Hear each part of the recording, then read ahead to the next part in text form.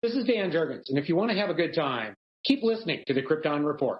Jason J. Lewis, the voice of Superman on Justice League Action, and you're listening to the Krypton Report.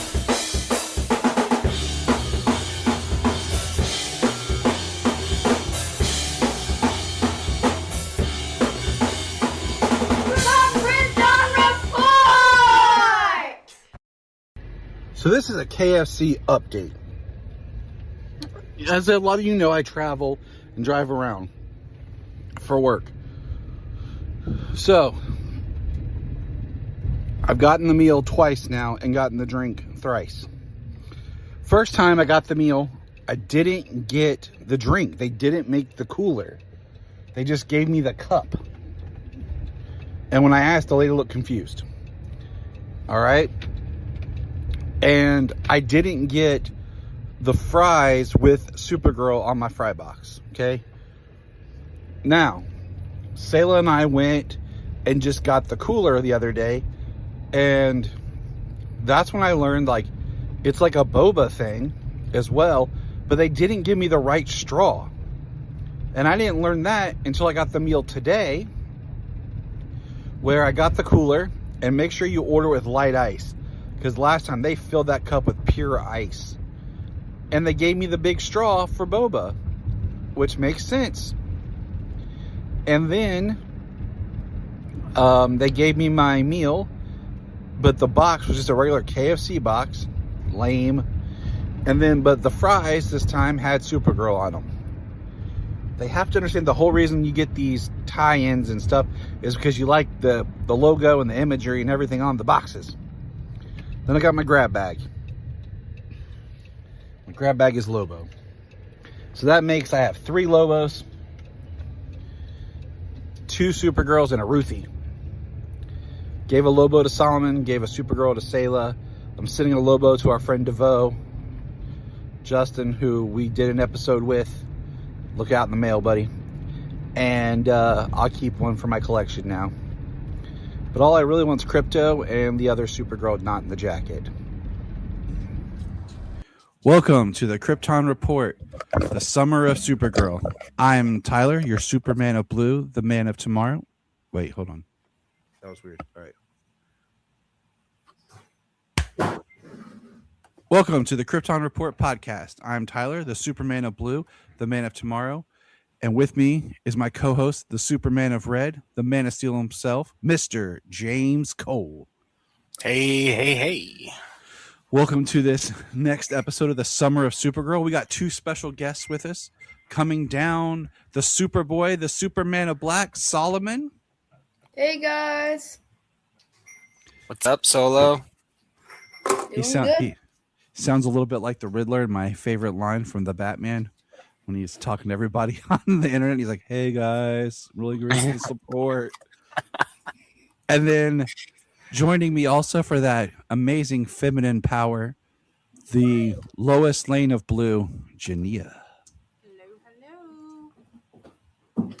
So today we are going to tackle the long-awaited Supergirl Woman of Tomorrow graphic novel. And before we do so, got a couple of news pieces and announcements. First piece of news, happy 11th anniversary to the Krypton Report. Woo!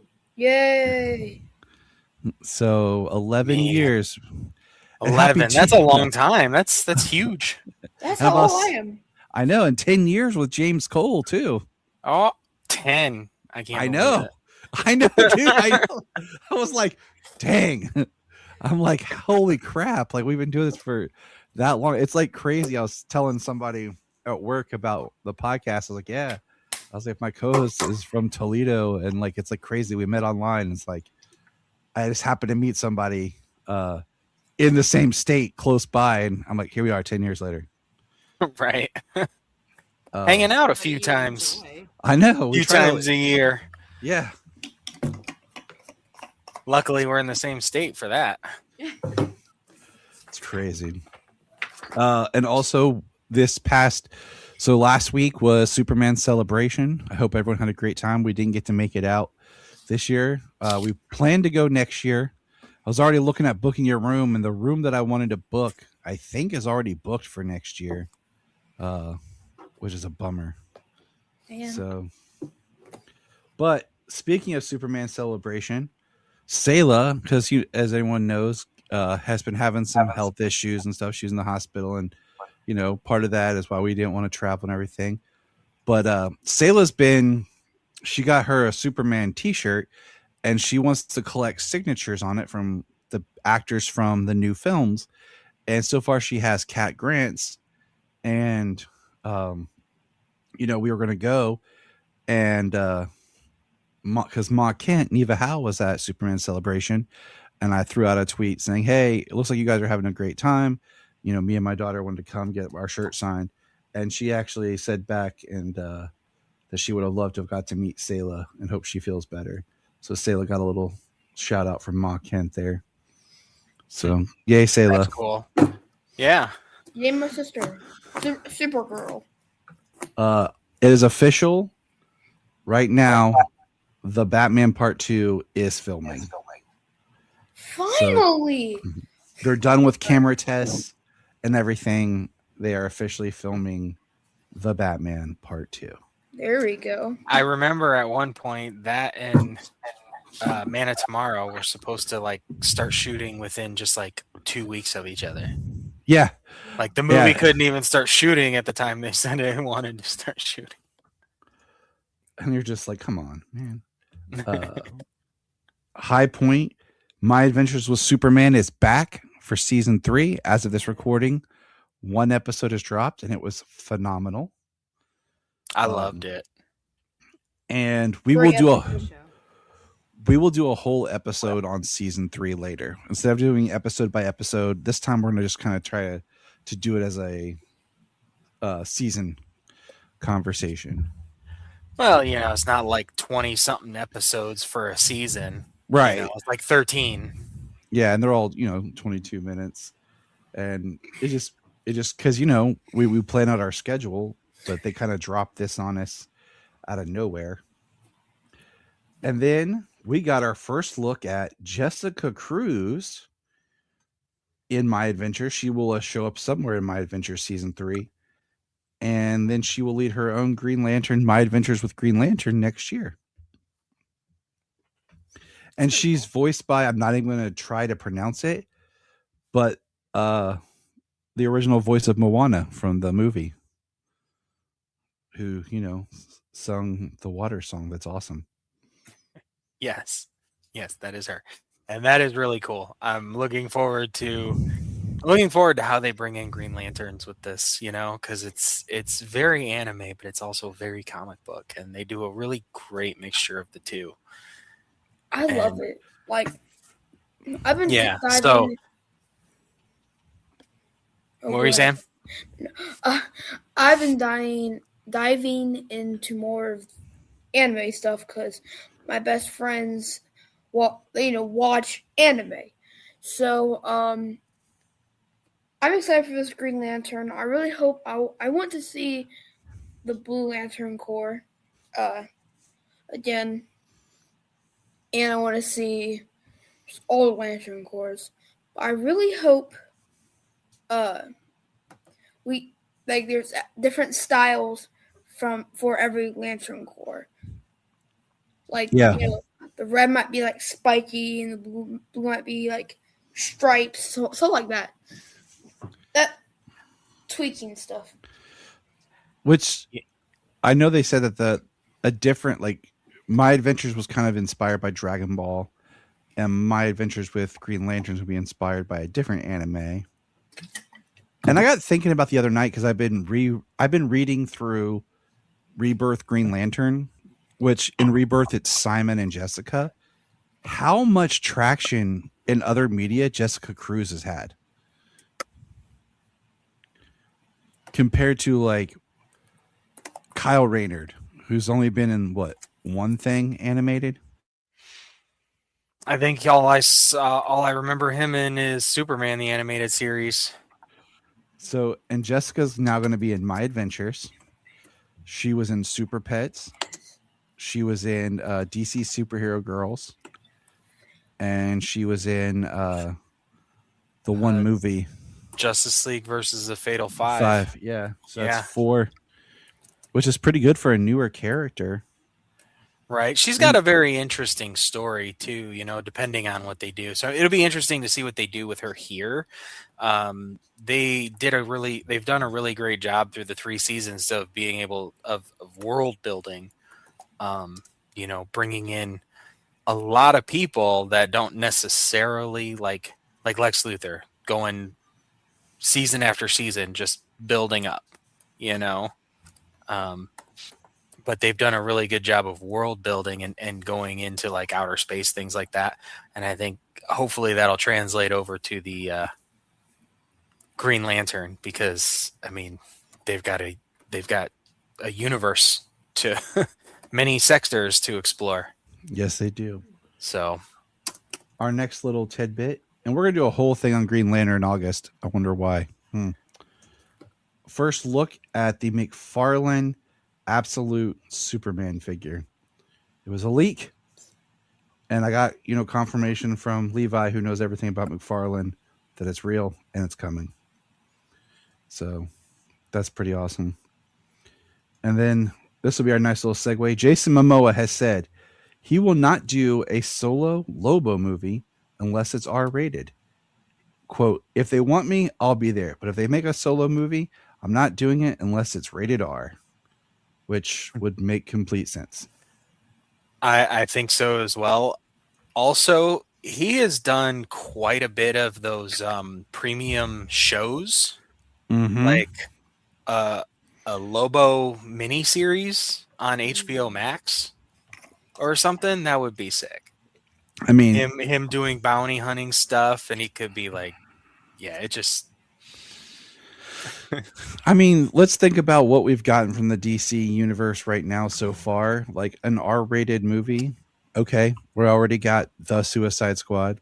We got Peacemaker, the TV series. Lantern, the TV series, is going to be more mature. And we have Clayface, which is under the DC Studios. So a Lobo rated R, yeah, seems pretty likely. Yeah. I think it would be a hard R, though. Yeah, it would be. But, I could see them make it rated R, but then like have like a softer R cut, and then that like extended director's really hard R cut come out. Unrated Lobo. Yeah. That'd be awesome. So this is our last episode before the film drops. The film will be dropping next week. We're all excited. We got our tickets. We're ready to go. So I got to bring up and ask everyone, we're going to start with the beautiful Junia. What is something or some things that you do want to see in this movie? Are we basing that off of just like my opinion, or Yeah. are we basing that off of like what we've read? Anything, just something like if that jumps out here. Okay, I don't want Crypto to die. I said want, not don't want. Okay. Want. But I mean, that is technically what I want. I want Crypto to live. How There is you that?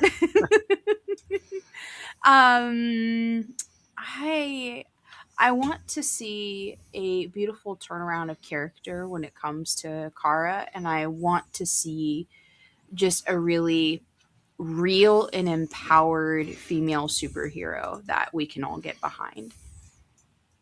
I think real being the key word, because seeing a female superhero go through something difficult and challenging, and then like finding her empowerment through the hard stuff, I think is going to be really wonderful for girls to be able to see on screen in particular. All right. You heard it from the beautiful.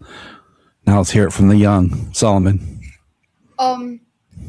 I would want to see Ruthie's dad dying by Krim. I want to see that back. I know I already did it, but like I want to see. I want to visualize it. I want to see it. I'm sorry. Do you mind if I add stuff? Yeah, go ahead. I want Comet. Ooh, okay. I want Comet. Okay. All right, Mr. Cole. All right. Are we going to see any of the magic? Mhm. Some of the magic for within the DC universe. That's cool. I mean, that would be pretty cool to see. Yeah. Well, I mean, with this, we're getting like an origin story. We're getting Woman of Tomorrow.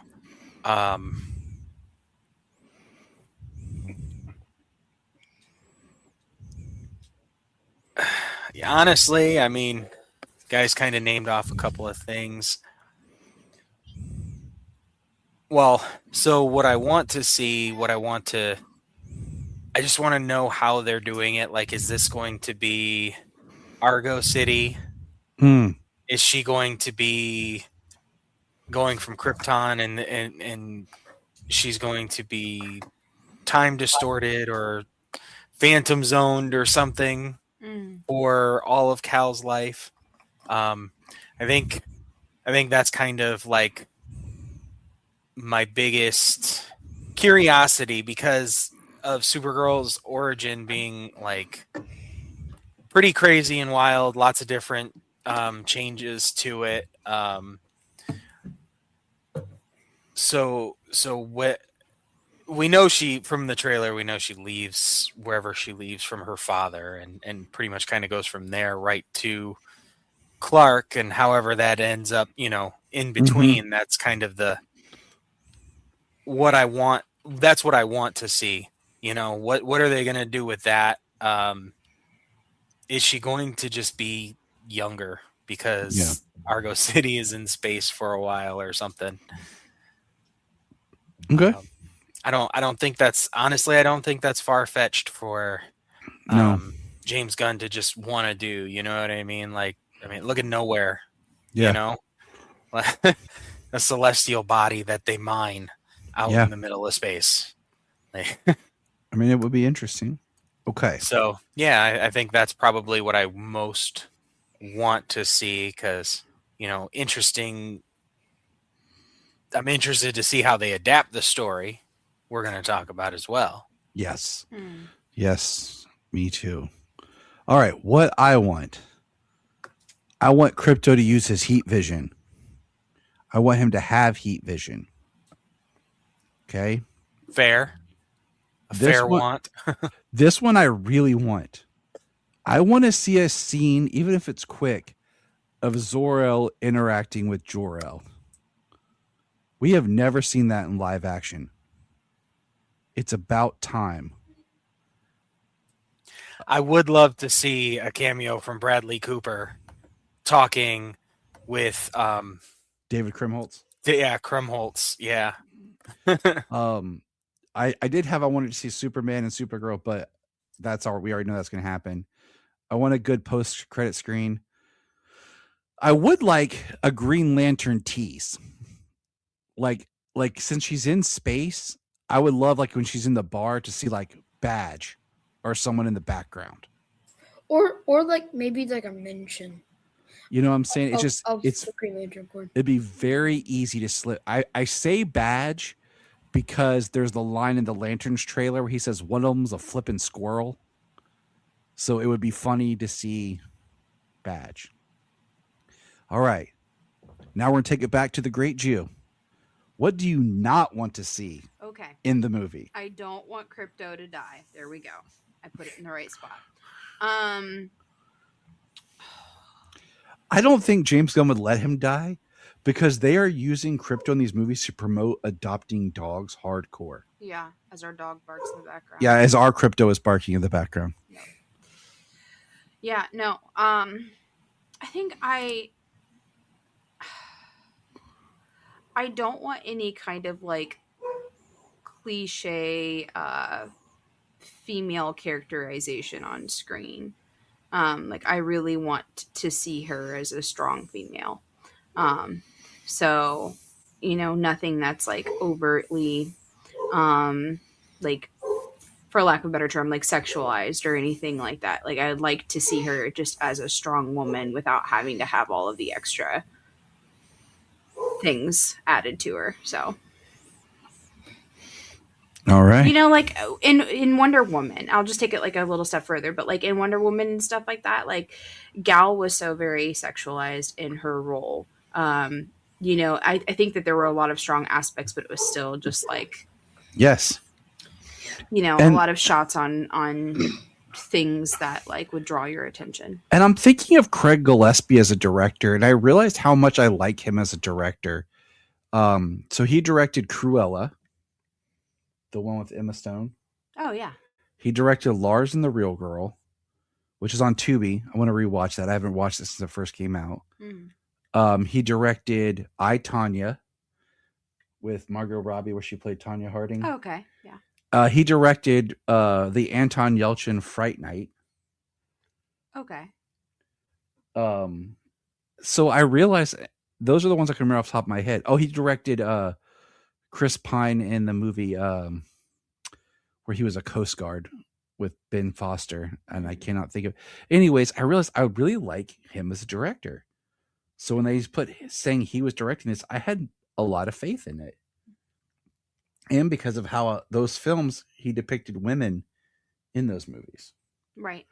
So, I don't think there's anything wrong with moments like that necessarily in every movie. I just feel like in this, it would be very refreshing to see a different way of characterizing women.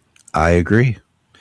All right, Solomon, what do you not want in this movie? Oh, you know what? Okay. I don't want too much Lobo. I don't want it like, you know how like in Superman, like we got that like some of those shots of like most of the Justice Gang, okay? Just Gang. And like I don't want Lobo to steal the show. Like I know Lobo's already stealing the show. I don't want him prominent to the movie. Like always there. Like I just want him there for about like 20 minutes, 30 minutes of the movie. Yeah. I don't want him to They're just making sure you know that Jason Momoa is Lobo. Yeah. Yeah, I know that, yeah. And Jason Momoa, he was Aquaman, and now he's Lobo. What else is he gonna be? Who knows? But basically, yeah. Okay. I don't want too much Lobo. What's funny is, so far, one of the things your mom has said and one of the things you have said is what I have. So, James, what's something you don't want? Or do you have something else to add, Solomon? Are we going to take it all off? No, go ahead, Solo. I have something else I don't want. Oh,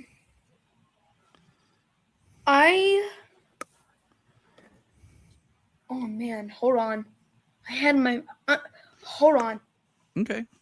You know, I think one of the things for me with this film and this story is, as we've gone down our Supergirl journey so far, James, with reading all the comics and everything, and there's so many layers, and she's so much more malleable than Superman is, that there's not much that I don't want.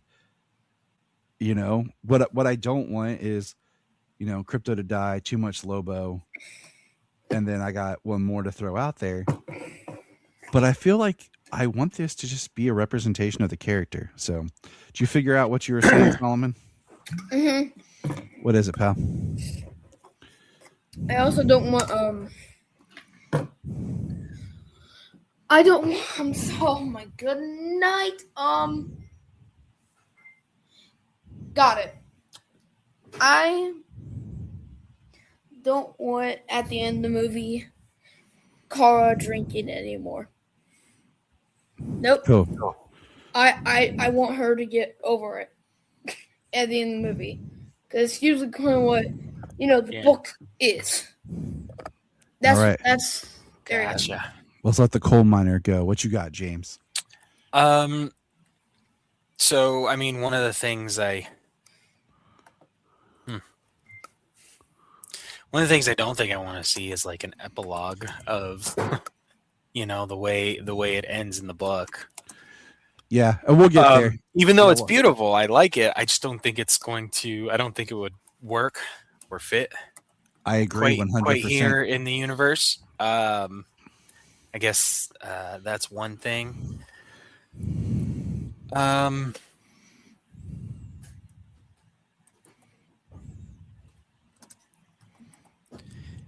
Yeah, I mean, I don't have much. Like you said, with Supergirl, she does have a lot of play with the character. She's kind of been a lot of things, and I think when they do Superman, they kind of lock him in a box. Everything Chris Reeve and David Cornsweat, gee golly, and you know what I mean. Especially when it comes to the live action, I think they strong arm him and lock him into the box. I think she's got a lot of room to grow. It's going to be nice to actually see her go on this journey as a character. It's going to be different to see what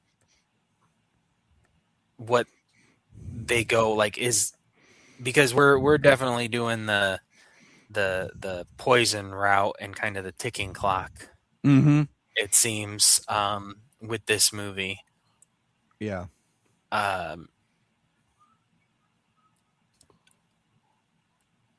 Okay.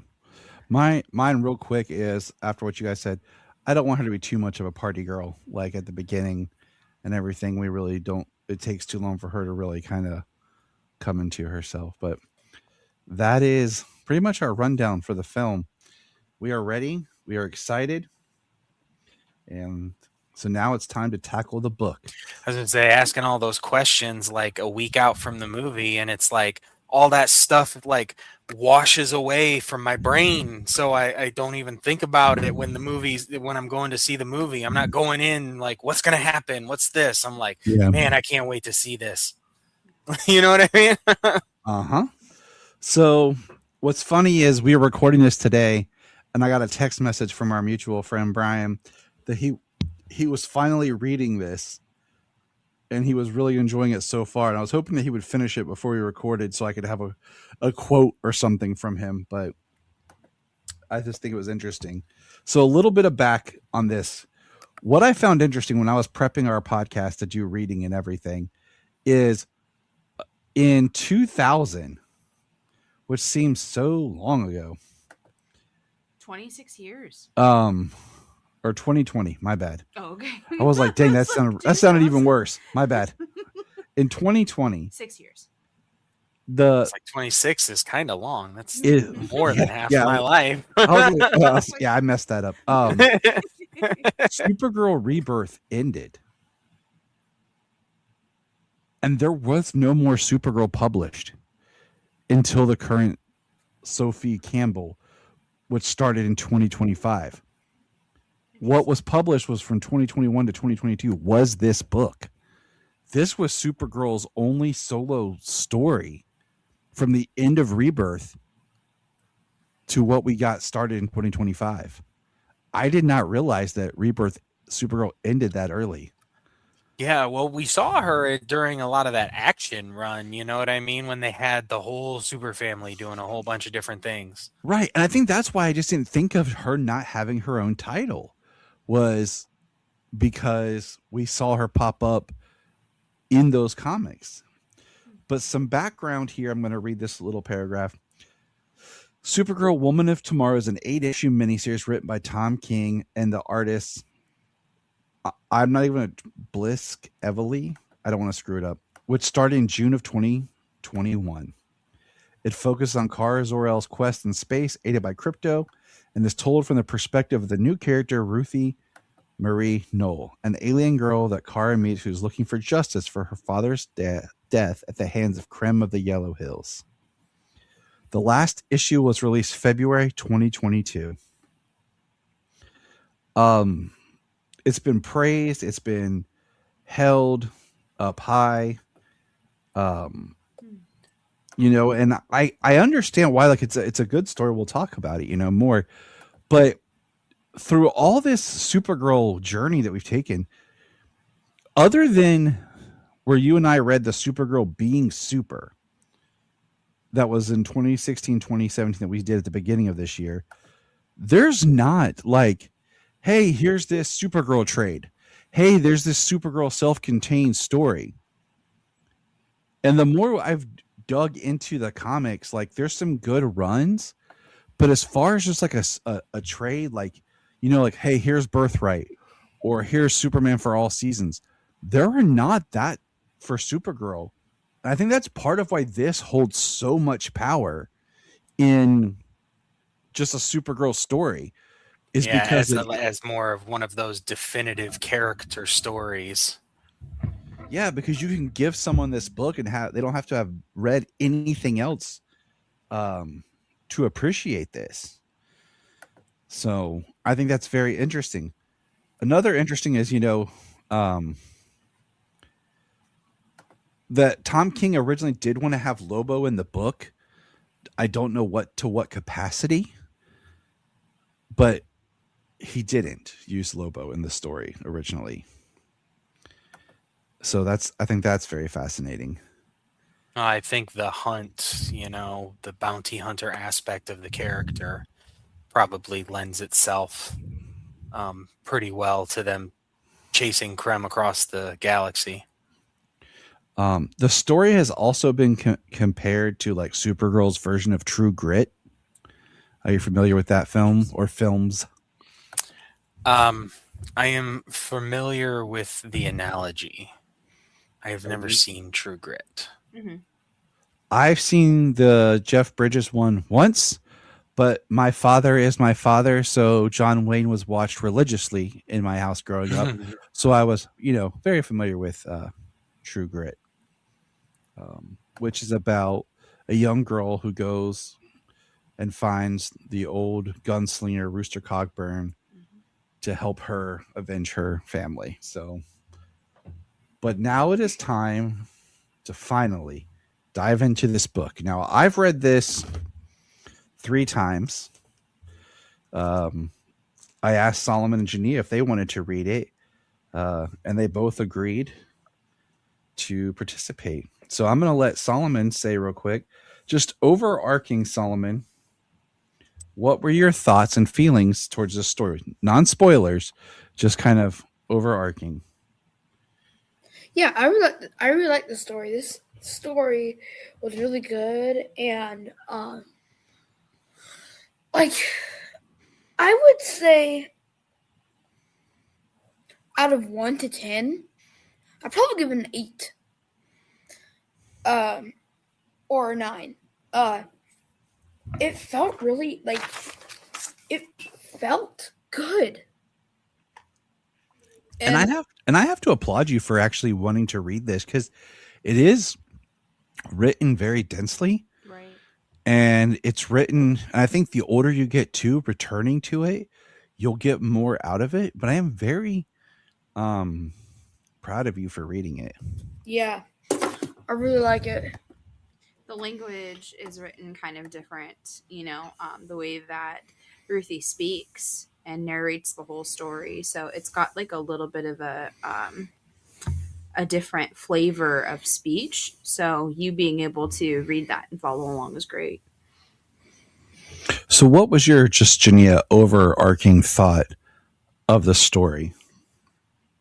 That's really a hard question to answer because I feel like the story is actually really deep.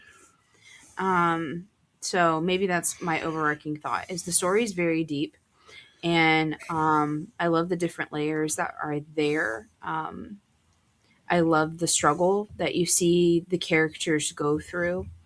I also really enjoy some of there's some twisting that happens throughout the story, and I enjoy some of that too. I think that, you know, it is for a comic book, it's a little wordy, but I don't think that that's a bad thing, you know? But yeah, overall, it was pretty good. There was a middle issue there where I was like, Tom King is just being pretentious right now with how much he's writing in here. There was a middle issue, but then I was like, after that one, the next issue was good. I was good. Yeah. I was back in it, but I was like, Jesus. Yeah. Yep.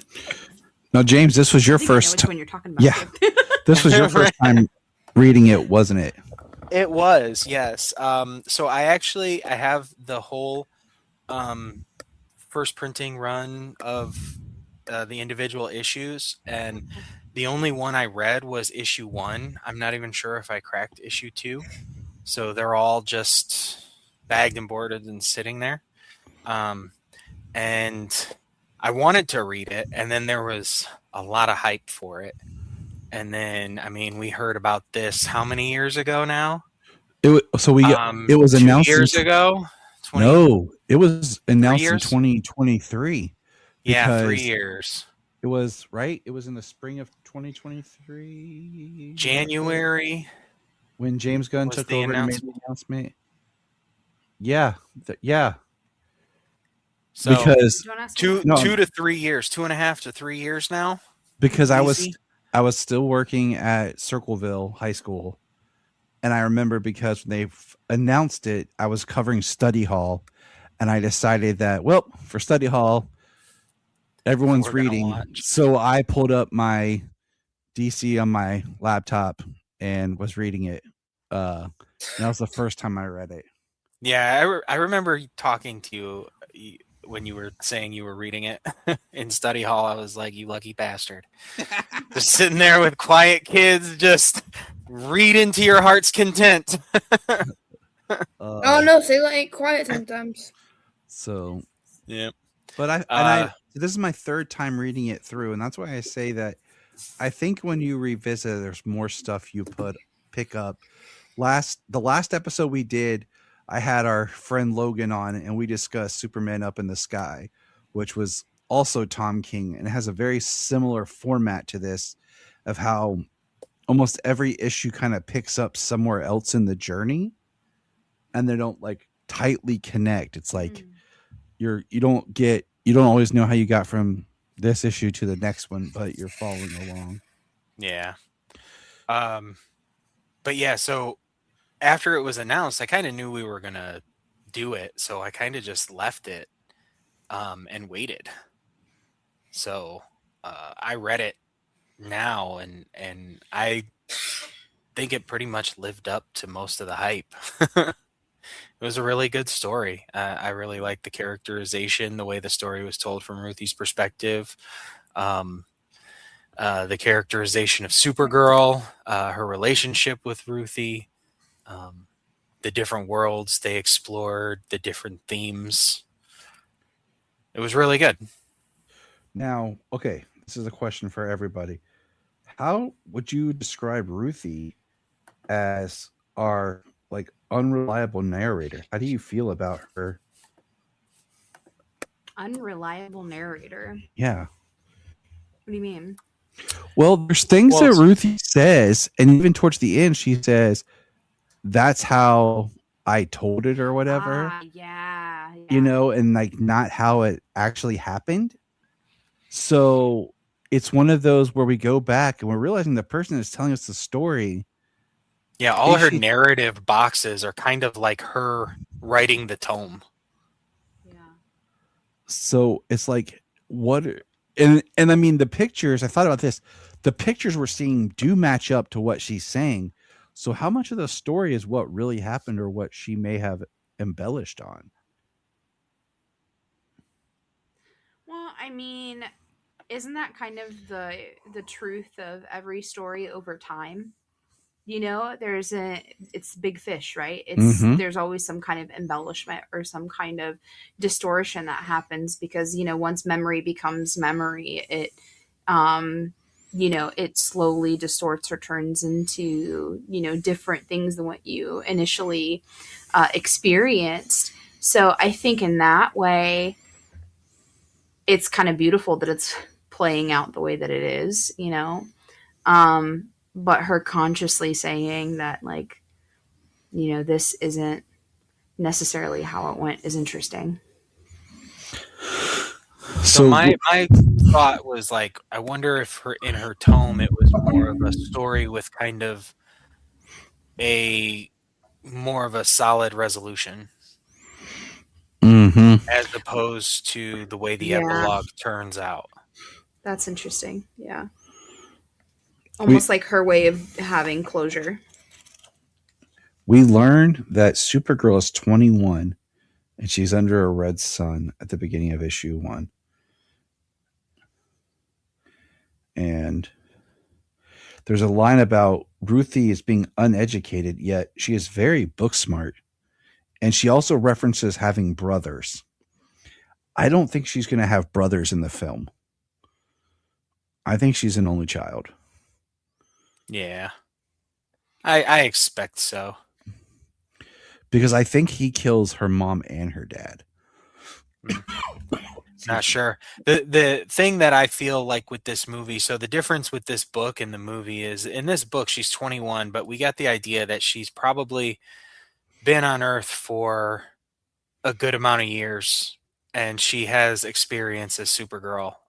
She is Supergirl. She's known across the universe. She's known across the galaxy, same as Superman. And so that's her character in this book.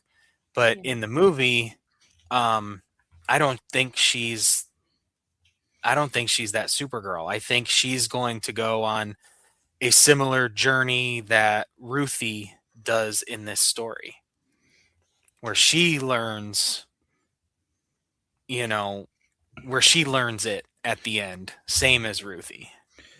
I can see where this book, this type of story, is a great spine for a film, for a story.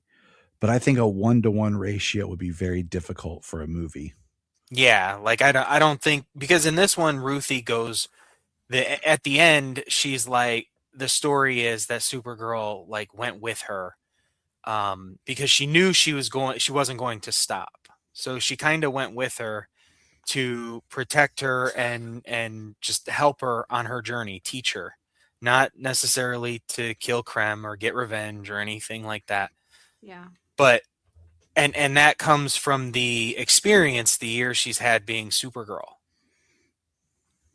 So instead, you're thinking that they're going to be parallel basically the whole time, the way that they're experiencing different emotions. Yeah, in a similar way. She wants revenge. She's she's a girl who has lost her world multiple times, perhaps, and expected to kind of live up to this Superman ideal on Earth.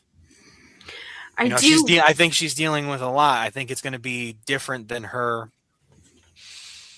in this, kind of just with the PTSD, kind of drinking, celebrating her 21st birthday.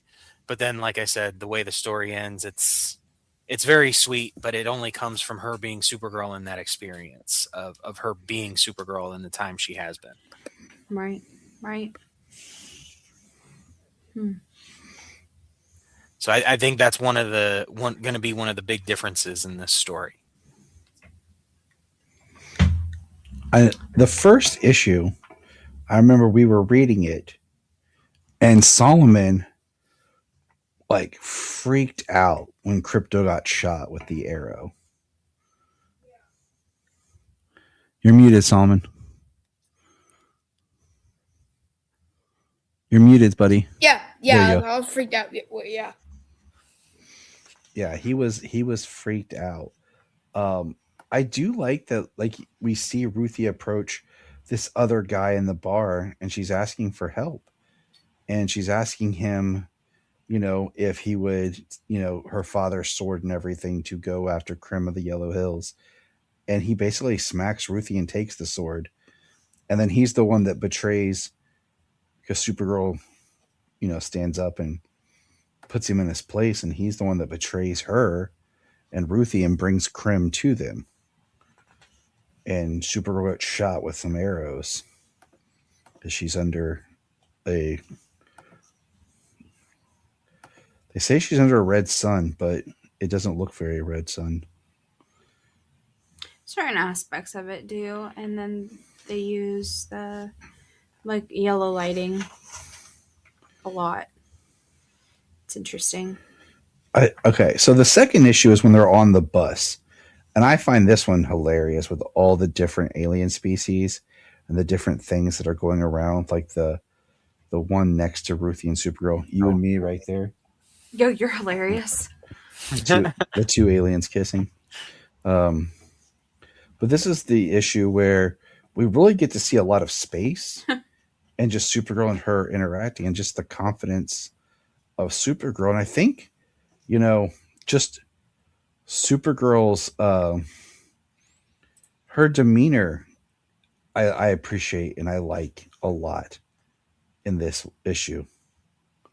She's just very no nonsense. And this is the issue where, because Junia and I, as we were reading it, we were reading the same issue at the same time. This is where Junia looks at me, says, "I could see our friend Emily is this Supergirl." Yes. And I was like, yes, I could. Because Emily is straight up no nonsense. Mm-hmm. I think it's interesting though, because it's I know that there's different species and aliens and all of that jazz, but like public transportation and women sitting on the bus in public transportation next to,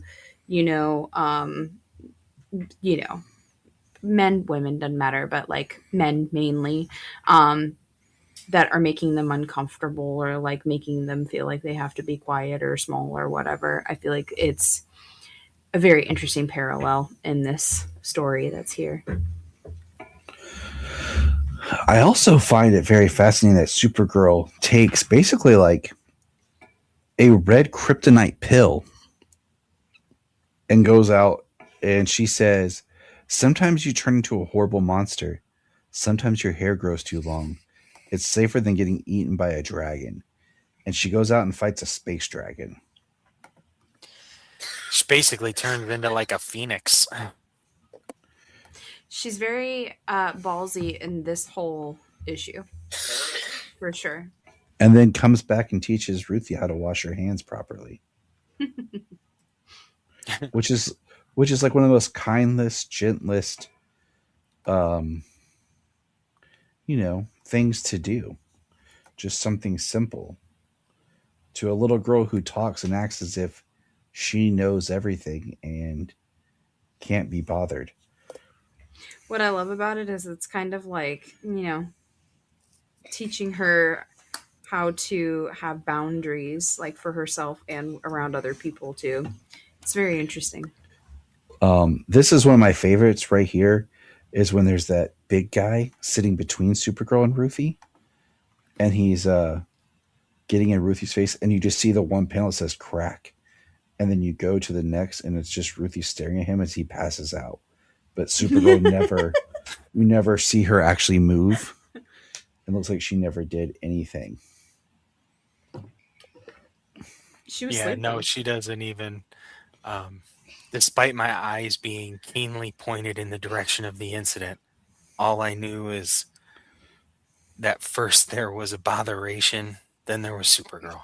And everything was peaceful once again. When they land, they're sitting there talking, and they're caring for Crypto here. And Ruthie says something. She says, "Do you see it?" And Supergirl says, "I see everything." And like this shot, this right here of Supergirl, I think looks really great. This bottom panel at the end of chapter 2. It's just the way the cape and everything is around her.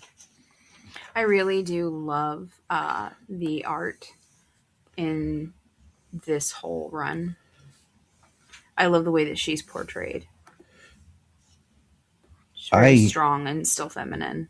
And I think that's the key to this story a lot too. Solomon, I want to ask you, the next issue, issue 3, is the greens and the purple. What did you understand about this issue? The greens, issue 3, or chapter 3, because this story is broken up into chapters. So chapter 3, modest, calm, and quiet. This is about the green and the purples.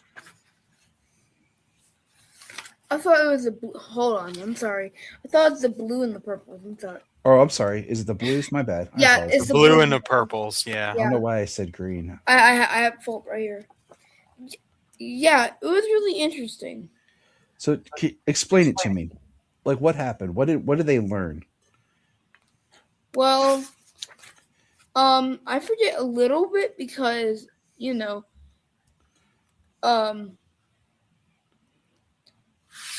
like I just forget a little bit. Like Okay. I might need to look at it again. Well, you look through it. Junia, you talk about it for a moment. How did you feel reading this issue? Wait, hold on. Sorry. Think I got it. Because I think this issue especially stands out because I feel like there's a strong moral core in this issue. I think there's a lot of strong messages throughout this entire run, honestly. Social, societal, and, you know, political, whatever. There's a lot of strong messages if you actually pay attention. And I feel like this one is the most simplistic for anyone to get, though. Yeah. And that's why I wanted Solomon to comment on it. So what do you remember, bud? Everyone is blue. And why is that? Because there is no purple people. And why is there no purple people? Hold on. I'm sorry. So basically what we learn is that the blues were in power. They pushed the purples out into their own little city. We get an awesome shot of Supergirl being shot in the eye and just flicking away the bullet. But what we learn is that these like space pirates type people, the the brigands come, they get Krim, and together they kill every one of the purples. They mass genocide and destroy and kill every purple on the planet. And Ruthie has this part where she says, "I cannot fathom it. These people are so, they live their lives so kindly. You saw them. They have families. All those dead and Krim got away. How can? It's too big and we're too small." And then in her narration, she's talking about in that street that day, in that small town, having heard that story, I was indeed sideswept. From that moment I tasted this life's air, I was cognizant that evil was extinct and that it was waiting, and evil was extant. Can't talk. That it was waiting and willing. For that day I learned the truth of all things. Just as every man has two faces, so does every place. And you can spend your days knowing just where you are and still be hopelessly lost. And here I will end the story of Supergirl and the Maypole. It is it's a heart-wrenching story, but you can you feel the tension from the very beginning of the whole issue, I think. And just things just don't feel right throughout. And slowly you just kind of are revealed that these people no longer exist. And then you find out exactly why. And for me, it was very emotional. It hit home on many levels, things that we've seen in history and experienced, and unfortunately, but it would be really hard to see that kind of situation firsthand the way that they do, and still choose to be as loving and as I guess hopeful as Supergirl continues to try to be, and even Ruthie. And then we follow that up with the next issue, and I think the next issue is my least favorite. And I say that because I feel like it's made of like multiple little segments, but it does have the segment that I greatly appreciate. We see Supergirl and Ruthie saving like a child on this planet. They found that Krim had been there, and they are basically bringing this person back to health, feeding this person who's in the hospital, learning about the attacks and what was done to him from Krim. And we find a guy who's out there digging graves. I actually love this one. I love this part. Yeah. Okay. I love this part of this issue, but as a whole, and he says, we did not find many people, any sort of Tilius. And Supergirl's talking to him and she says, how many do you have to go? He says, maybe a couple hundred, maybe more. We did get hit harder by the damn brigands than most, fortunate for that. Mayor told me if I can get them done before sun pass, they won't meet a mass grave like the other planets got. My daughter, she's out there somewhere, cut up, and I'd prefer her to have her own slice of land, even if I don't know which it is. So Supergirl says, will you let me help? And they exchange a conversation. She says, please. And she takes the shovel. And then Ruthie kicks in and says, I didn't see much of what occurred next. Just a striking streak of blue and red crisscrossing the horizon. And we see that. And then we see Supergirl say, I did as well as I could, but I'd appreciate you taking a look to make sure I did it right. I make mistakes. Just let me know and I can fix it. Also, I used my vision to look at your DNA and found your daughter's remains, and I can take you to her plot now or whenever you're done looking over it. Whatever works. And he says, thank you, neighbor. And we see how many graves she dug. And that's just beautiful. And that one I love. And then the next one is when we start, like, she's fighting a giant. She's like, hit me. And then the giant just breaks down and she hugs the giant. And it's showing these little things that Supergirl is able to endure and does. See, this might be one of my favorite. I know it's not, you said it might be one of your least favorite, but it might be one of my favorites because of the different pieces that you get to see of her helping other people and stepping in and doing, the right thing when nobody's looking, kind of a thing. And it's quite beautiful. Sorry, James, I jumped on you.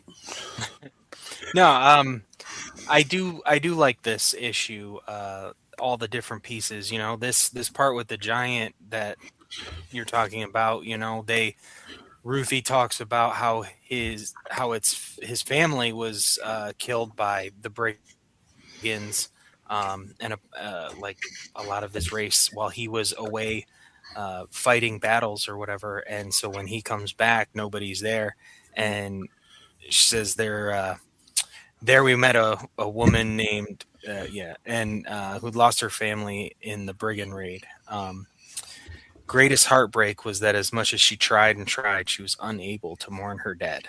Had no way of getting any, release any emotions out. The emotions of the moment seemed captured in her bosom, and she feared that was where they would remain forever, or forever remain. Yeah. The next part I do like. And I do like the short stories. I just think as an issue, it's different. But they have one of the brigands. And he's like sitting there saying, long live the brigands of... And he gets stoned to death by these people. And Supergirl's just there. And I think right there is what we were talking about. That's a distinction. I don't see Cal letting them do that. But Supergirl right there allows them to take the justice that they feel is right for themselves. She's not stopping them, but she's not doing it. She's pulling a Batman Begins right there. Yeah. Well, in this moment, I feel like, I don't feel like she captured him. If she would have captured him, that'd have been another story. But I think that brigand was captured by these people and, put under their justice. Right. And I like that she's kind of coming from that perspective of that's their own right, you know? What does she say there? She says, "Did you?" They said, She says, it looks like Ruthie says, I know he surely deserved his fate, but I had some thought you'd save him. and And she said, Supergirl says, Did you? "Did you?" Yeah. I like that. And then it says the next one. The next little part says, "Next, we found ourselves on the planet Ekvik, which carries their reputation of being one of the most beautiful places in the universe. The monks of Ekvik sat still when the Briggards came. They chanted to their gods, and the invaders fell on them like rain. And we just see that they killed everybody there. And this is where Supergirl flies off the planet, and in her rage, she goes into the sun. And we just have Ruthie's narration of what she believes to have happened from what she pieced together and how she just was in the sun screaming. I think all of this goes back to Supergirl at the beginning saying that she sees everything. You know, she sees it all, right? That scene that you were talking about. What happens when you see everything? When you see all of the darkness, but also the light, and like how much does that impact you to carry the weight of that full vision? I can only imagine what that would feel like. And even for Supergirl, sometimes it's like she says, it's so big. It's too much.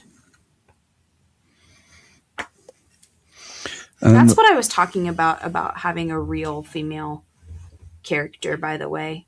Yeah. Like, we don't need to sugarcoat things. Like, we can say that things are hard, you know? And, you know, and it's, I think about the depiction of Supergirl here, and I think about, I don't know, it's like real women. Like, I think about you, Junia, and how you interact and what you do in your daily life with people. I think about the women that I work with and what they go through and the things that they see and how they are and the portrayals they are, because they are like superheroes. I look up and respect all of them because our job is hard. Right.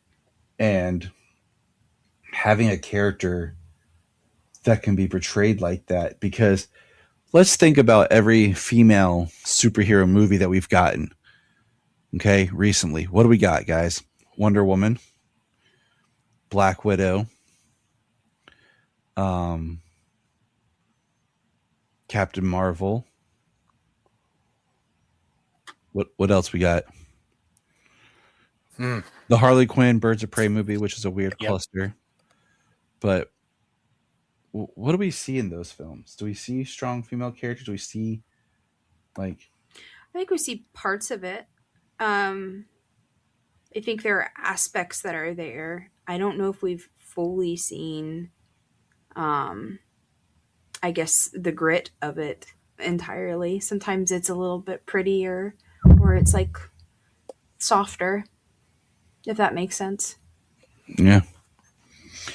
I mean, I think with Wonder Woman, the first one, and Birds of Prey, I think they did a pretty good job in that aspect. I really want to watch. Me and Solomon really want to watch Thunderbolts with you, Junia, and get your viewpoint on that. I have not seen it, so yeah. I enjoy that movie. Yeah, I enjoy Thunderbolts. I think it's a really good movie. I agree. And Solomon and I went and saw it last year. The end of this book, this chapter, is where Supergirl's basically trying to talk Ruthie out of going. And she, I'm going to leave you. She said, I think we'll find them on the next planet, but I'm going to leave you here.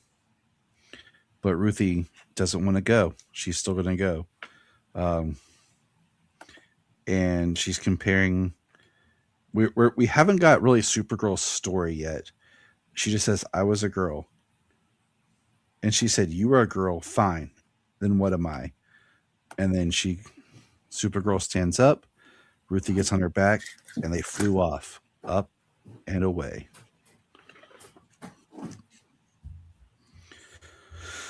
The next one is where they do interact with Krim, and he releases the magic ball thing. What's it called? The Mordu globe. And that's where he transports them to a planet that was like has a green sun. And she calls it kryptonite, like a kryptonite sun. She says the sun is green. And I'm trying to find, because I was like, that doesn't make sense for it to be a kryptonite sun. But the sun is green radiation.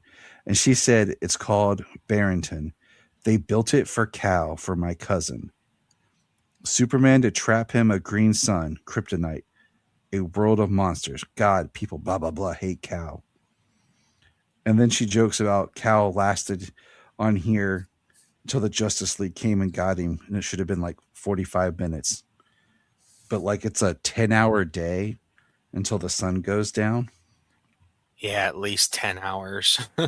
So This this, just goes to show you her resilience and strength. It's pretty awesome. and then we see her like 9 hours. That's nothing. And then this is where Ruthie pulls the sword and has to protect her from dinosaurs and danger. And this is really Ruthie showing her mettle. And we see It's very cool. Supergirl still is able to pull off and use some of her power, her heat vision, and she's losing her mind because she says, "Hey, what's that? It's a blah, blah, blah bird. No, it's a plane. Or no, it's Supergirl." Yeah, I like the delirium and I like the art where her eyes are red around the eyelids after using her heat vision, I think, as well as like suffering the pain she is. It's really good. It's a really good issue.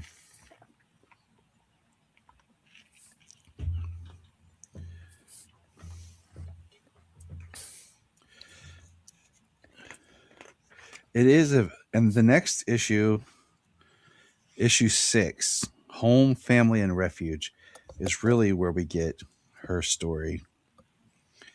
And we see Krim again as we're tracking him. And I do think it's, we haven't, like I said, I don't see them doing a 1-to-1 kind of ratio of this story for the film, but they definitely changed up how Krim looks a lot. Yeah, for the movie, a lot, yeah. And I don't really like the way he looks in the movie. I mean, I don't mind them changing him up, but he looks, I don't know. He looks more like a villain. Where here he like, hey. I don't know why I'm not placing his look right now. I know I saw it, but I'm not placing it. Maybe it's just not. I've been reading this a little bit more, so. In this, it's like, oh, Krim just looks like, a redheaded Scotsman. Angry Scotsman. Yeah.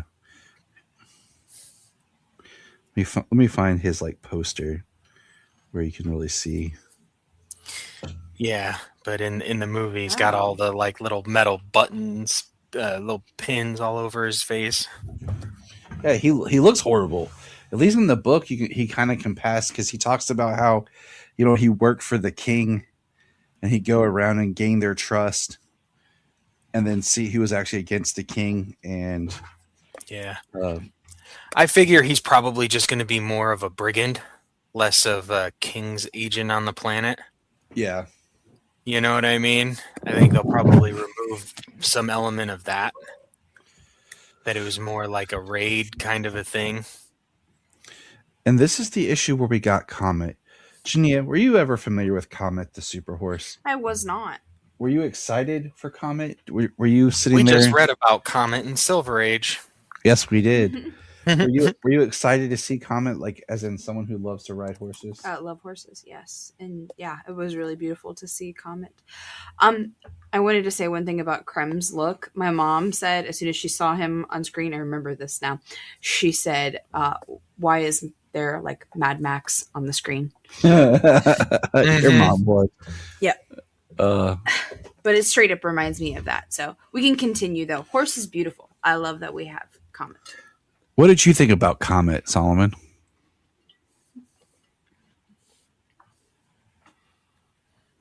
Is he frozen? Solomon, can you hear us? Mind. Oh, What did you Oh, think about Comet the Super We Horse? zoned out. he was really cool. I really liked him. So we're gonna jump because we're gonna hold that Comet idea real quick. Well, let's jump in. What did you guys think about Comet's story though, when you found out that he was actually not really a horse? I would like to know more. Same. I'm curious about it. Honestly, that's about as much as I know, and I read the story where Comet was introduced. Really? Yeah, it's and if I remember, it's something like he was cursed, like he was a prince or something.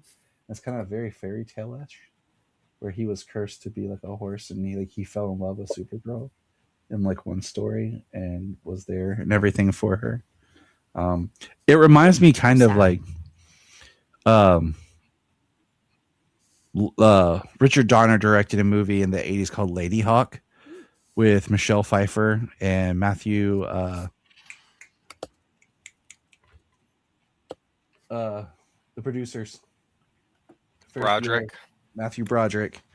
I was stuck on McConaughey. I knew it wasn't McConaughey, but that's Where I was basically stuck. these two lovers are cursed is the story. Like it's set in medieval times. One turn Michelle Pfeiffer at night. I'm trying to remember. She turns into a hawk, and her lover turns back to being human. But then during the day, she turns human, and he turns into an animal. They were cursed, and it kind of reminds me of similar of that type of story. That's sad. So, and this is where as Supergirl is riding off on Comet, which I gotta give it to Comet to be able to breathe in space. She basically tells the story of her, about What she went through. yeah, and this is like what James was talking about, where we see Zor-El, where Zor-El is able to save Argo City, but then Argo City gets the radiation poisoning from the kryptonite. It's starting to erupt, and then they coat the whole city with lead and paneling. it still doesn't work completely. Her mom dies, which I think we are going to see Alora die in the film. I do too. And the art in this, I love the gritty nature of the way that this city looks. So many, just in the beginning, so many dead. Her in a wasted city, kind of the way it is, and then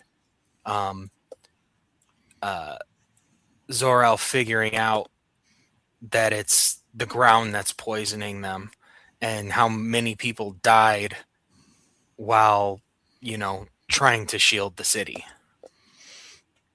And then she says, "Is there hope?" He says, "There's always hope for you." And he figures out how to send his daughter away. And because he mentions his brother. And I always do like, and this is where this is almost one of the only interactions we've ever gotten between them, is with him telling him about him hearing his brother talk about the ship. And I like the idea that's why I'd like to see that scene, because you have two brothers trying to figure out a problem. And, Zor-El in most versions uses re-engineered Brainiac tech. And that's how he's able to save Argo City, by basically bottling it in a sense. And then Jor-El's plan was for ships, but that was, put down. So he just built a ship for his son. So you have two brothers. Like, I always thought a great story, like, what if the brothers could have put past their crap and worked together? Like, I think there's such a story there. And I wonder in the film if we're going to go this route with her in Argo City, or compared to how we saw like in the Supergirl TV series and in Supergirl on The Flash, where she's sent right after Cal to watch over him as a baby, but then doesn't get here till much later. So I'm curious. What version we'll get? Yeah. Right. I mean, I get that Argo is Krypton, and like she's born there, and that's where her life was. That's kind of how, at least how it was in the Silver Age. In this one, it seems like she was definitely in Argo City when it was thrown from Krypton.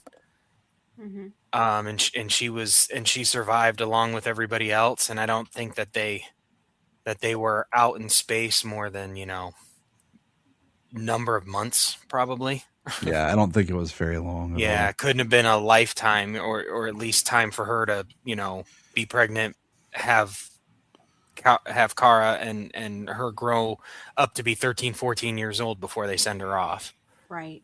I don't think that's happening. I think she lived a lot of life on Krypton to begin with.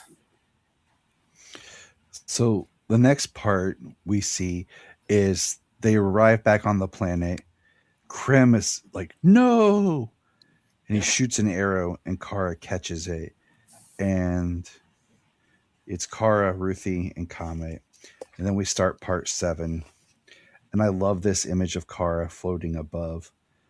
And I also love, I just want to say this real quick, because I know Junia commented earlier, and throwing back the art, because Junia was looking at The variant covers and everything. And then, James and I, we had this conversation about the Ian Churchill Supergirl. Like, I love how Supergirl's not over sexualized. And there's so much that we've seen where they drew her too sexualized that it's just nice to see her looking just awesome. Yeah, she looks really good. And, a super out in space floating above a planet is always a great look. That's why my favorite poster. She looked really good. Right. From Superman Returns. That is my favorite Superman poster ever. Mm-hmm. Yeah. But I must say, My Adventure, Supergirl got a shot in the first episode, and that looked really good too. So, yes. So this is the issue where the brigands are on their pirate ship above the planet while Ruthie is down below and Krim is tied up. And, Ruthie's eating an apple with Comet and talking. And this is where Supergirl just takes them all out. And this is where Ruthie, she's going to kill Krim. She's going to do it herself. She's thinking about her dad. And this is where Krim tells the story about how he stabbed her dad and what his job really was. And her dad was a rock farmer. A rock farmer. Mm-hmm. That's like as bad as being a moisture farmer. Right. But this is where we see Supergirl, and Ruthie's really battling with her inner turmoil of she wouldn't kill Krim, and they're going to shoot her with kryptonite when we see Supergirl say, "You hear me? I'm fine. I'm fine. She needs you. Don't stay, please. I'm serious, Comet. Don't you dare." And then Comet takes off to space to save Supergirl. After Ruthie tells him to go. And then he flies off, and then she pulls the sword. So, Solomon, how are you feeling about this, about chapter 7? About the kind of like Supergirl fighting the brigands and, Ruthie on the beach with, because this is a very wordy issue. Well, I felt it was really cool. I really liked it. I felt excited, and yeah, it was really cool. Juju?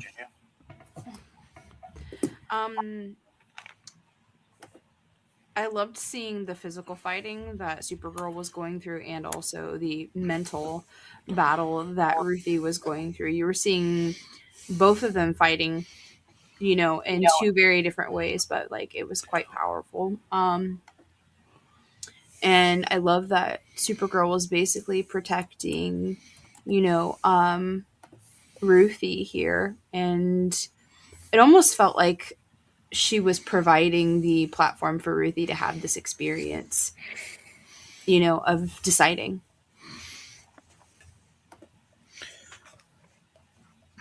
And then we get into the last issue. And this is where Comet shows up and takes the kryptonite blast.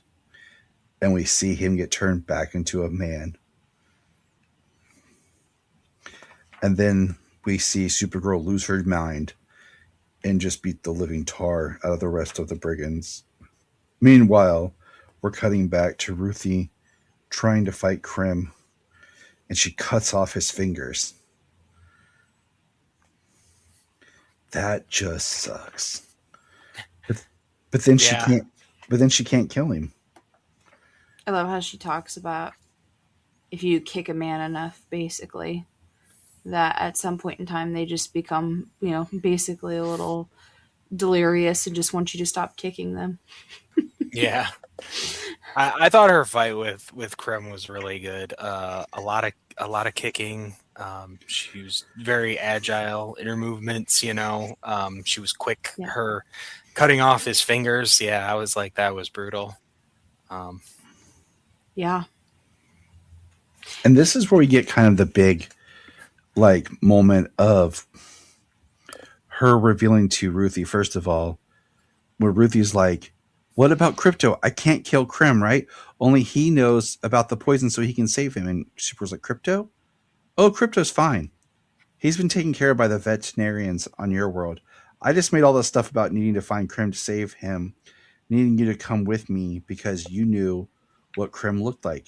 You don't think I could have solved all those problems? Come on, I'm Supergirl. And this is Ruthie, I don't understand. And this is where Supergirl, really breaks it down.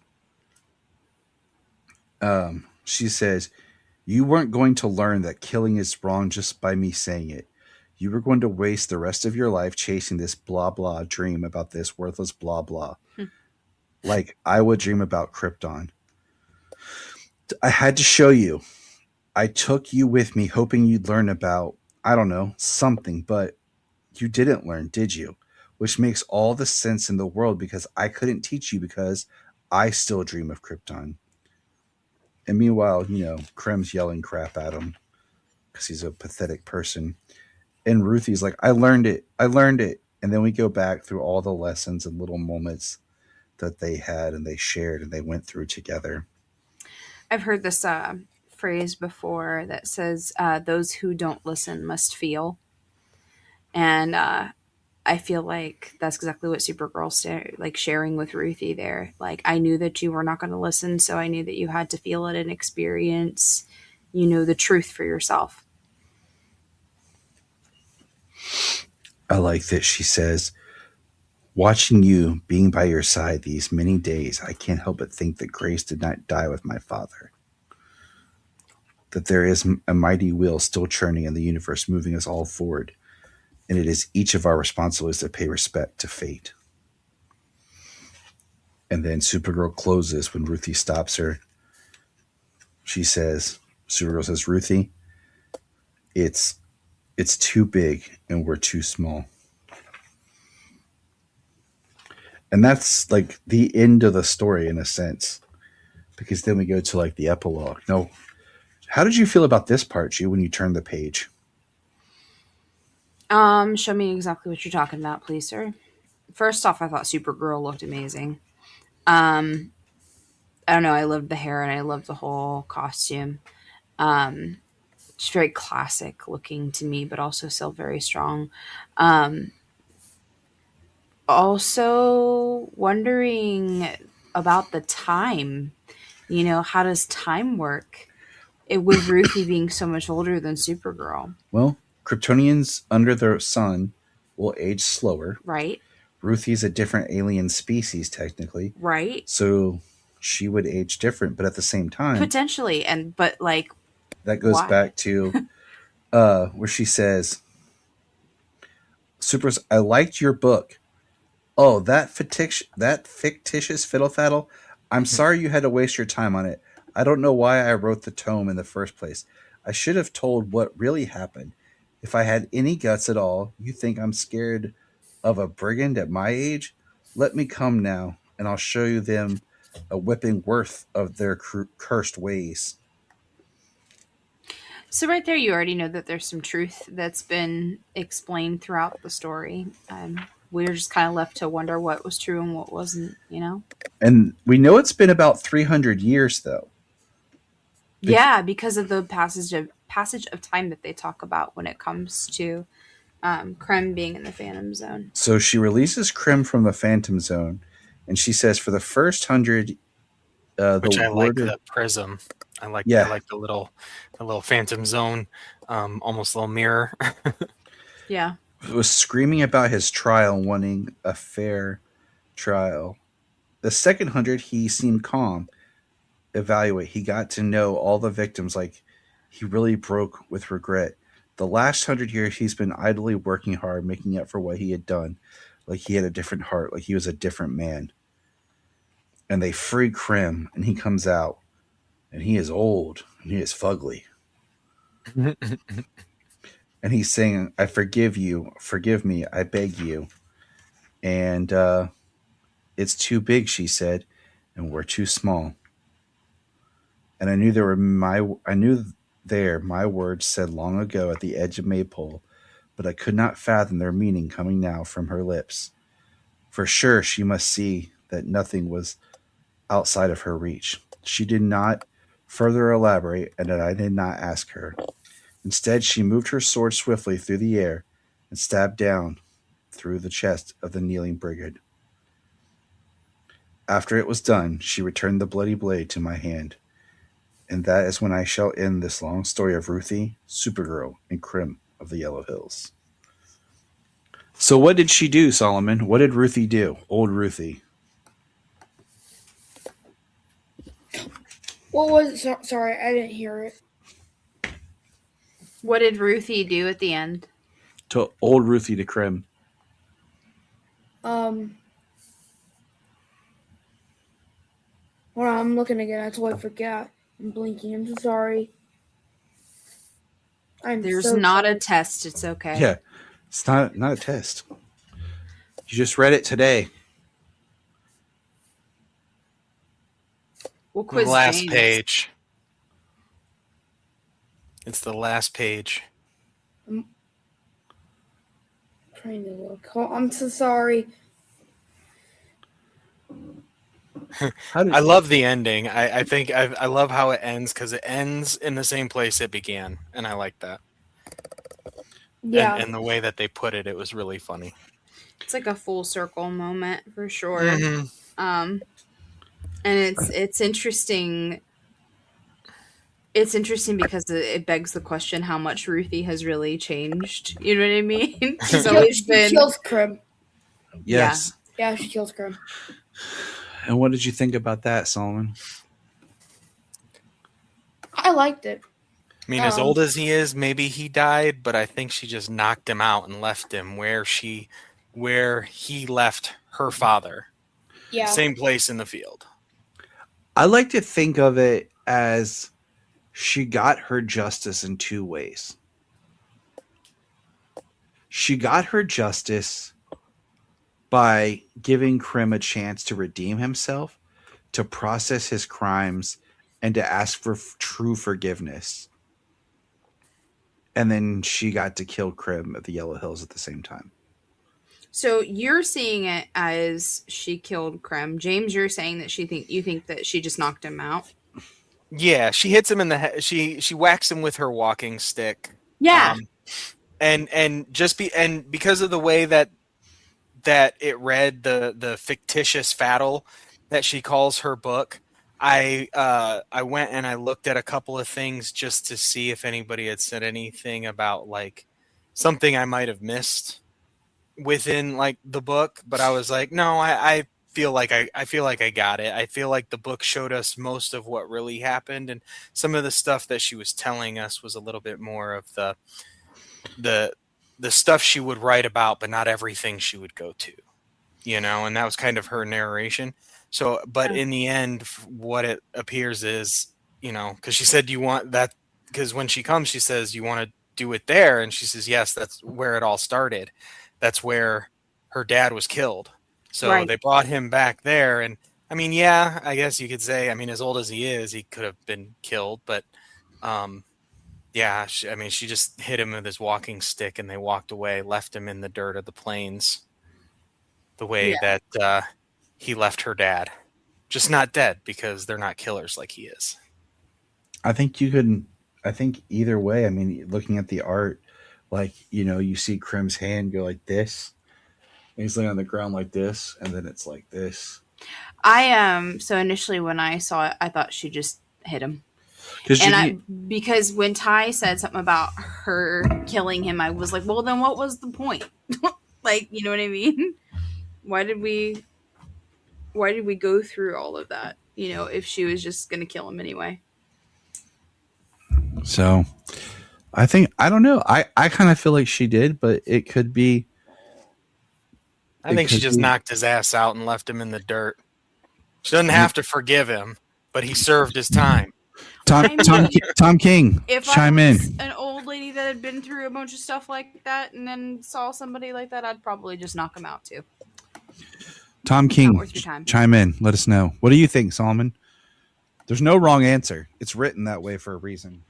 Sorry about what. I'm sorry. Do you think that he killed, or that Ruthie killed Krem? Or did Ruthie knock Krem out, or did Ruthie kill him? Ooh. On the last page. Well, I did see blood. That's one key thing. I mean, I think the art could be interpreted as blood if you wanted. I mean, this ain't no Alan Moore, Grant Morrison discussion of The Killing Joke here. So No, but I mean, her wording makes it sound like, he's been killed, right? Right. Ruthie's not Rorschach. that's the twist. Right. Rorschach's journal. Ruthie's journal. Right. Nice. Ruthie's. Yeah. All right. Well, hey, that was a good conversation. I mean, I think, because the way that Krem's arms move is like this, and then it's like this, and it's like this. In the last page. So, what I think happened is, I think Ruthie hurt Krem, alright, and Krem, which is old, alright, Ruthie did it as, like, hurt him, so he fell to the ground, and it just accepted his fate. Oh, interesting thought. Interesting thought. I think that instead of Krem dying or getting revenge on Ruthie, I think he just made himself die. Interesting. That's why his arms move down, and I think what happened was basically that he got hurt, and then he just died. Okay. I think Ruthie killed him. I just think he just stayed there and just died. So my last question to everybody: if you were going to give a Supergirl story to someone to read, like, hey, you want to know the character? Would you recommend this book? We'll go backwards this time. James, you'll go first. Yeah, absolutely. I think if anybody even has just a passing knowledge of Superman and Supergirl, you don't need any backstory besides, like I said, the passing knowledge, because when you come into it, they talk about it, and Supergirl and Superman are known across the universe. So I think absolutely, somebody who doesn't read, this would be a good one to give them. Okay, Junia. I agree with James 100%. I think it might take a minute. It might be a little bit of a slow burn for somebody who's just starting off with Supergirl, So if you tell them to be a little patient and to just take the story for what it is, and that they'll learn more as they go, I think it could be a good first story for them, because her whole origin is explained. You're getting a really good feel for who she is as a person and what she stands for. So, yeah, I would say so. And I also think it's kind of neat because it's really Supergirl focused, and there's not a whole lot around Supergirl and Superman, so you're getting more of a just authentic Of course, I can't compare it to anything because I haven't really read things like you guys have, but it just feels like a very authentic her story, her centered story. Definitely. Solomon, did we lose you? Oh, I'm there. Would you recommend sleeping on his desk? I know he just paused. Would you recommend and give this story to someone to read? Okay, if they're just starting out Supergirl, maybe. I would say maybe read like a Superman and Supergirl book first, and then read this. So kind of like a secondary book for a starter. Okay, all right, respect. That's my theory. I mean, What about you, Tyler? I think I would. I think I've come to appreciate this book a lot more the more I've read it and then talked with you and gotten your perspectives on things. That's really why I like to do this with you and have you read things, because I think sometimes I get caught up a little bit more, not so much in this story, but just in in certain aspects of what the story should be or the characters and what they're doing. And you have a whole different perspective, and I really appreciate that. So I think listening to you talk about the story and how you felt and how reading it, I think I've come to appreciate it more, that I think it would be a good story, because I really do like the characterization of Supergirl in this. I also think it's a really good story for people who are, going through grief in their life. If they're into comic books, or if this is something that they would like to tap into, and they're dealing with grief, like just kind of being able to see that being played out throughout in many different ways, because you see different kinds of stories around that, and how she's dealing with her own grief, Ruthie's dealing with her grief, but also the characters they come into contact with are dealing with that as well. And I think it's just a very powerful through line throughout the story that could be beneficial for somebody who's interested. Yeah.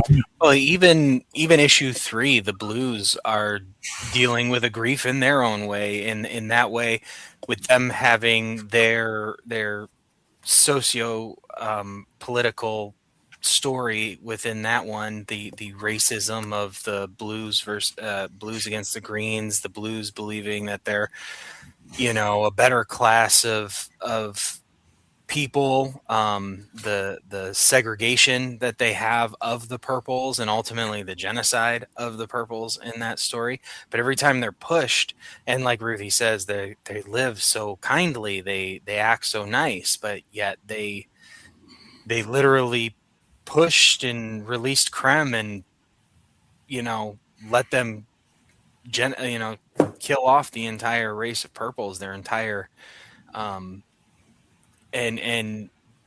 but every time they're pushed, they start to crack. They get angry and upset, because that's a form of grief. They're denying, the cognitive dissonance of what they've done with the life that they lead. And every time that's pushed against, they get angry and upset and start getting mad or start attacking other people. That's why they tried to shoot Supergirl. That's why they went after her and Ruthie. Right. Trying to kind of expel that energy somewhere. Yeah, they go at grief a lot of ways in this story. Yeah. I think it's really powerful. And just seeing how our two main characters deal with that throughout is also very impactful, I think. I actually got emotional a lot during this story, and I know, like, I've dealt with my own grief recently. We've dealt with our own grief recently, so there was a lot of emotions that popped up from that for me, but also just the stories are they're deep, and they make you feel, and they make you experience something beyond your normal happy-go-lucky Supergirl stories that you hear about, I should say, because I haven't read everything like you guys have. So I think you would actually really enjoy, because something that I've realized reading more and more Supergirl, and I don't know exactly where I would plug you in at the moment, is how much trauma she overcomes and how much just more of like the tragedy is baked into her character. Right. Than I mean, I compared to think she Cal. could even. I think she could honestly. I mean, there's so many different eras, but honestly, I think even she could read through some Silver Age stuff because they do throughout the Silver Age stuff. It's a mix of stuff. They have some really good things because she's a girl, so she gets a lot of different stories. But also because she's a girl, they do a lot of stereotypical crap. So you get a little bit of a mix of that. Okay. Yeah. But you get stories with her that you would never get with Superman. Yeah. And I think that's the one thing that I was trying to say in the very beginning was just I didn't want a bunch of stereotypical bullcrap with the movie. So I have high hopes for it, honestly. Especially after reading this, I have high hopes for it. I'm going to say something that I might get attacked for. Uh-oh.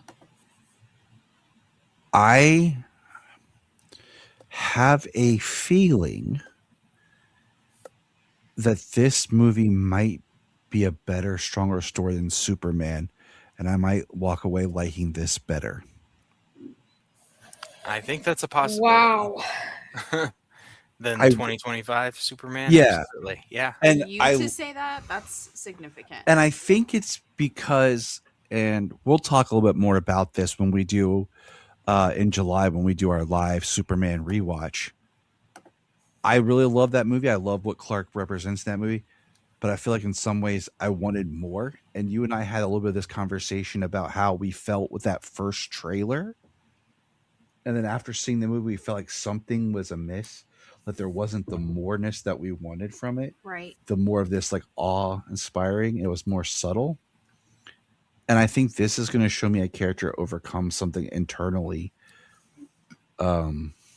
It's the depth. It's looking for that full depth. And I think we feel it when we're reading this story. And if they do and they play their cards right, we'll get that. And the audience will experience something that maybe they don't even fully understand, but that will captivate them, and connect them deeper with this character, potentially. So there you have it. Anyone else need final thoughts? And we'll get out of here and let the people go and read the book for themselves. And the next time they hear from us, it'll be time to discuss the film. Right. Well, I mean, we did discuss before just the idea of people writing for different mediums.